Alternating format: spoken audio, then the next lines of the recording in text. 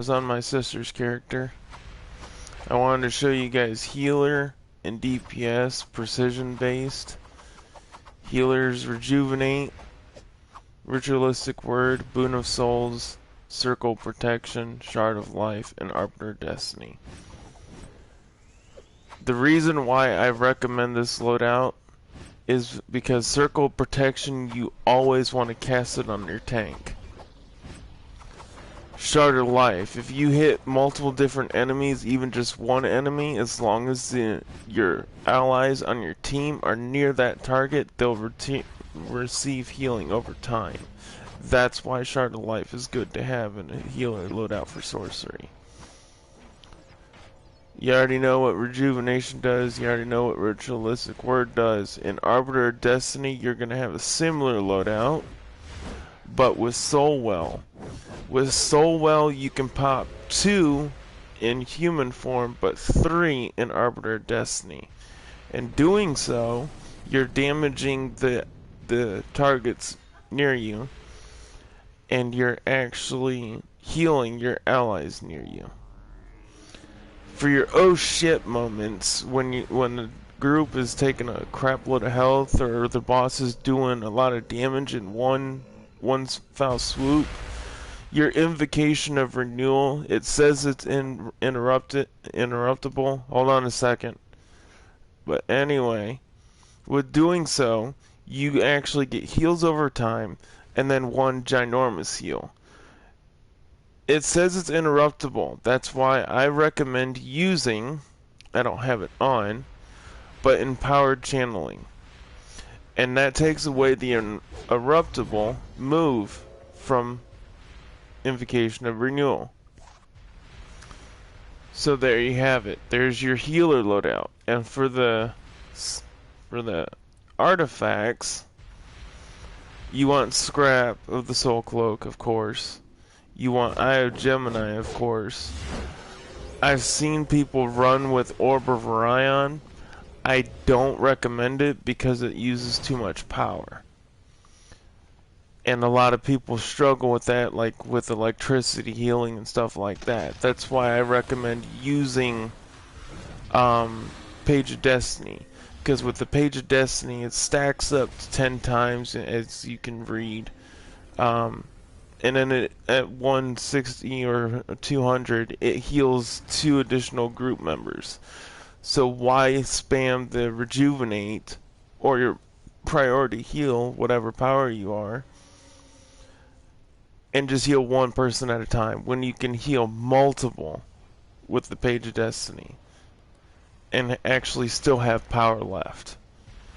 That's why I'm saying the Orb of Orion is a double-edged sword. It does not work with healers. I don't have the bottled city soda, but well, my sister doesn't have the bottled city soda. She's gonna be working on that soon. Explosive block,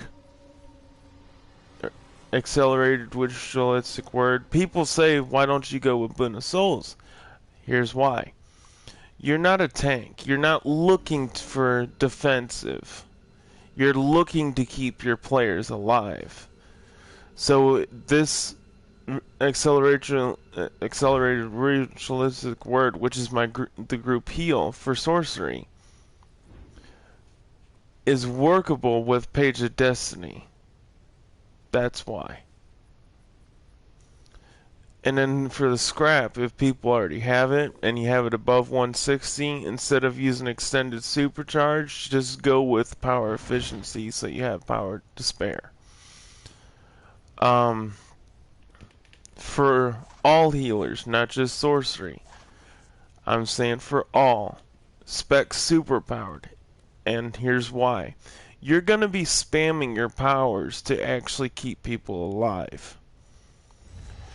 So going with hybrid, not a good idea. You're not going to get enough power that you need. In superpowered, you would need, you wouldn't need to actually spam your weapon to heal somebody. And with the troll present, you're getting a massive amount of power anyways.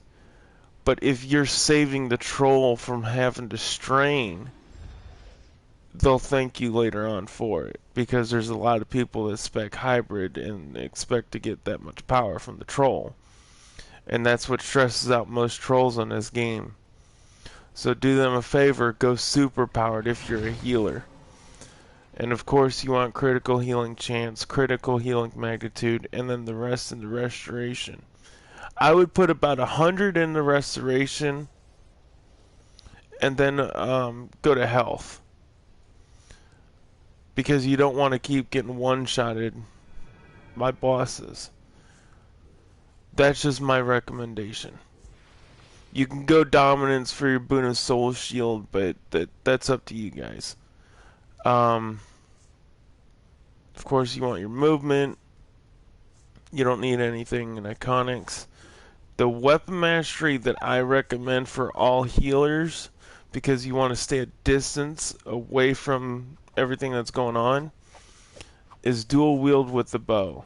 With this one, you can do it this way where you're hitting one target at a time, or you can do it this way and hit all the targets at a time. So that's why I recommend dual-handed with the bow. Other than that, that's your sorcery healing loadout. For the DPS loadout, it's going to be quite different. Now, this was supposed to be a DPS precision based. I thought going weapon expert was the case. No, you still want to go super powered, because you want that power to actually last you. So you want your critical attack chance, critical attack damage, and then precision. For the loadout, I tried this one, doesn't work. What I recommend actually doing, and people will think I'm nuts by doing it this way, but you'll see what I mean here in a second. People use the Neo Venom boost in Sorcery. I recommend not, because if you use the Arbiter Destiny in DPS role, and let's say you do this one, this one, this one, Circle of Destruction, Shard of Life, and we'll go Boon of Souls. We'll just throw this out there. You don't have to do it this way, but I'm just throwing it out there. Here, we'll put it in here. We'll put in this bucket. Why not? But anyway, if you're using the Arbiter Destiny, if you read it, Arbiter Destiny increases your power regen and all cooldowns.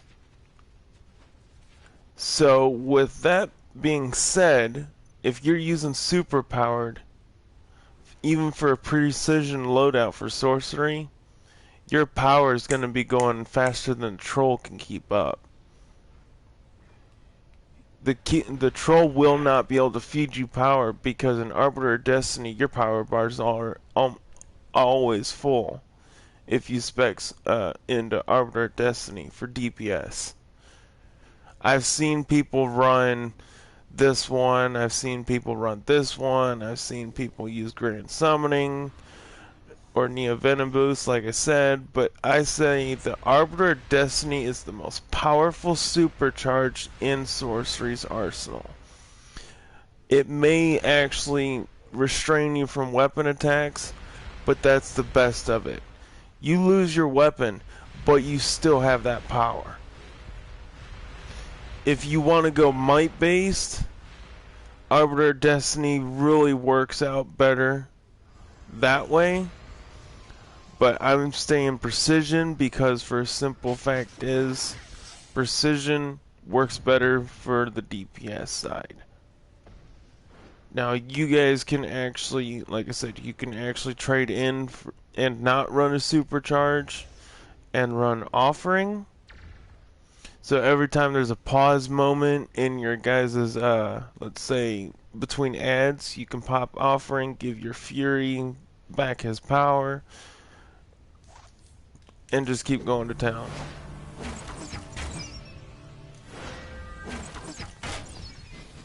See? Just like that.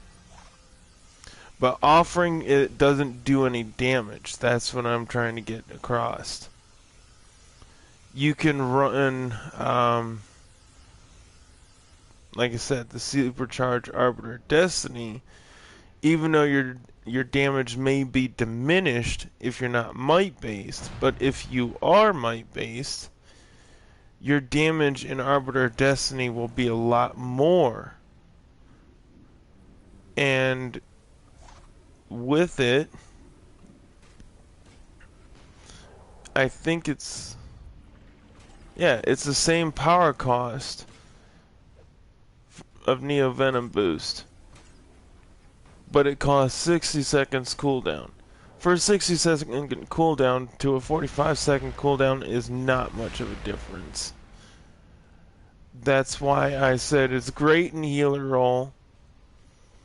It's awesome for might-based DPS. And I think it's the best quality in Sorcery. And if you guys are more healer to Sorcery, there are different loadouts that I can recommend, and I'm pretty sure people know them, but this is for people that don't. In situations of let's say you're solo healing an alert or a duo. Well, you don't need the Watcher, but it's okay to use it there. However, if you feel like you need a tank and there's none available, you can switch in the Arbiter of Destiny, put your Guardian, and put in Offering. I've done this before, and I know it works. With the Circle of Protection, will heal your Guardian and keep him standing. With Offering, it's a shield for your Guardian, plus a power to give for him to pull. So in duos and alerts, he's good. In the raids, no. But like I said, that's up to you guys to try that.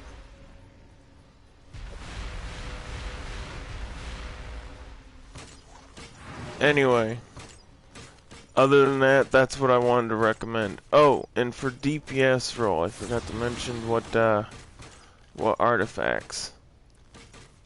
If you're might based and you want to actually do your own damage and not use the Tetra, you can use the Grimoire, and I recommend it for might based because for a simple fact is at 160 or 200, I can't remember, it'll actually take away the power reduction from your Fury, which is perfect. Scrap of the Soul Cloak, of course, and then Eye of Gemini, of course.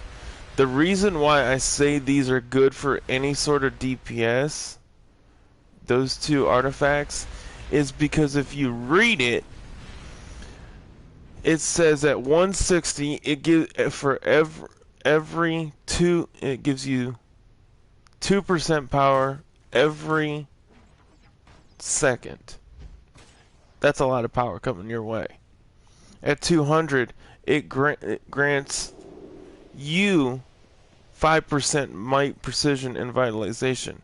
Now, this is what actually people did not know about Eye of Gemini.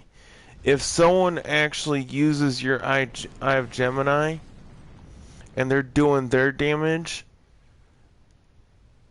that damage is counted to yours. So if you're like a scoreboard chaser and you run an Eye of Gemini and they're doing more damage than you and they stand in your Eye of Gemini, you're stealing their damage. People did not know that, but that's how it works. That's why you see people doing like 50 to 60 mil, because they're stealing other people's damage with the Eye of Gemini. That's how they're doing it. Just a little hidden secret for you guys. Anyway, if you guys have any other suggestions or comments, Your suggestions or comments, I'll be happy to actually apply or take your word on them or comment back or something. Anyway, I'll get back to you guys. Like I said, this is my younger sister's character, and you guys have a good one. Don't forget to like and subscribe if you like what I said. If you don't, comment. I'll get back to you. I'm not a hater, so I'll get back to you in kindness. So, anyway, you guys have a good one.